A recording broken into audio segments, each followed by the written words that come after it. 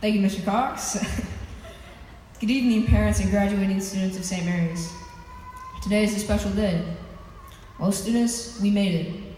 Instead of me standing up here and telling you about how we will need everything we've learned from our past and what we've learned here at St. Mary's in order to be successful in high school, I want to tell you a story.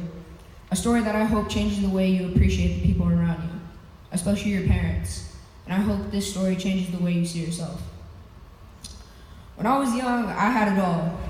Big house, toys, games, video games, everything a kid could imagine.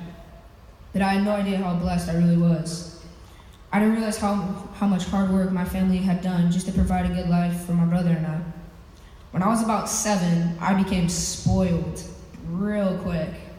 And for those of you out there who know Drake, I became spoiled 0 to 100 real quick.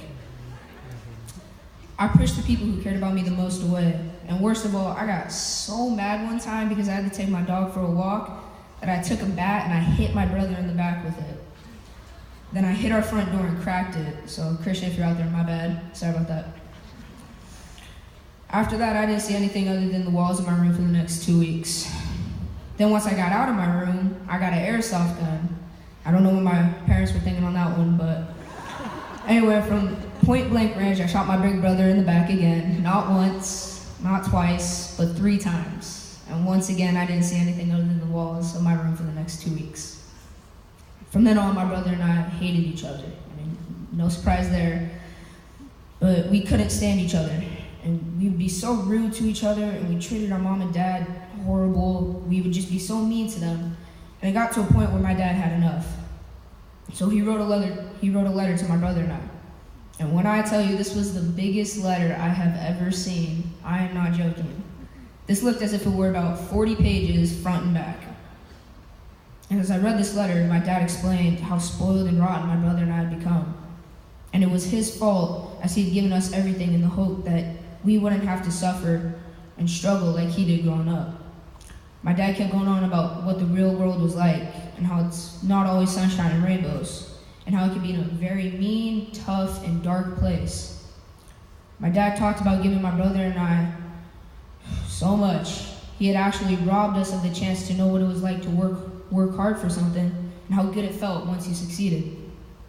He told us that even when life beats you down, you have to be strong and be able to pick yourself up off the ground and keep moving forward no matter what. He said if he continues to spoil us, we will grow up entitled, unable to compete and fight for what we want as men in the real world. My dad and mom always wanted to take care of others. They told us if we didn't change our behavior, we very well could be the kids who nobody wanted to be around. On top of that, he said he was done with how my brother and I had treated him, and that was going to change immediately. My dad explained in the letter that he would always love and support my brother and I, but would only do the minimum as a father, which meant food, clothing, and shelter if we didn't change our behavior. No more coaching our teams, no more fun weekends, no more lunches, and no more dinners made by mom. We were on our own, and we would either sink or we would swim. For the first time, it really hit me, and it felt as if someone or something left my body and something else just came in. I can't really describe it, but it was the weirdest feeling. I knew my life would never be the same if I didn't start changing.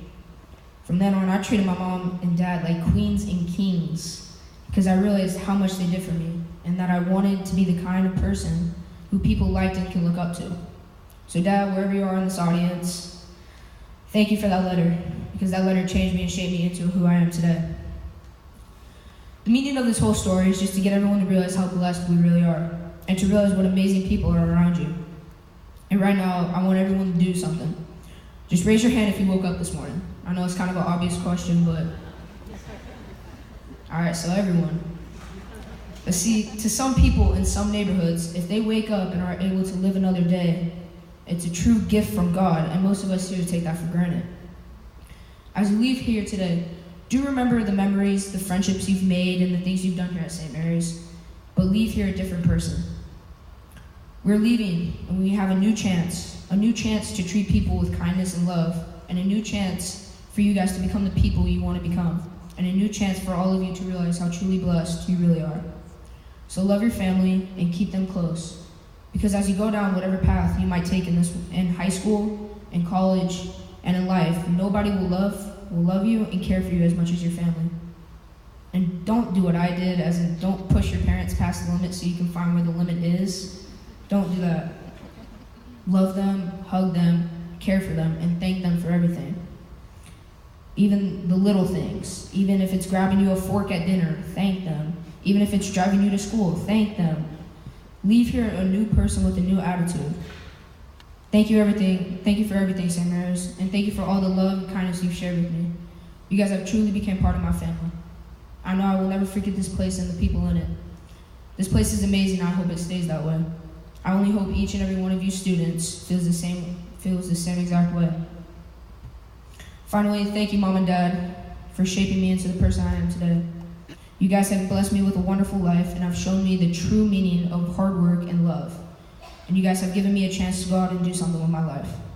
Thank you, friends. Thank you, teachers. All of you guys have been there for me, and I know I can always rely on this school and everyone in it. Thank you.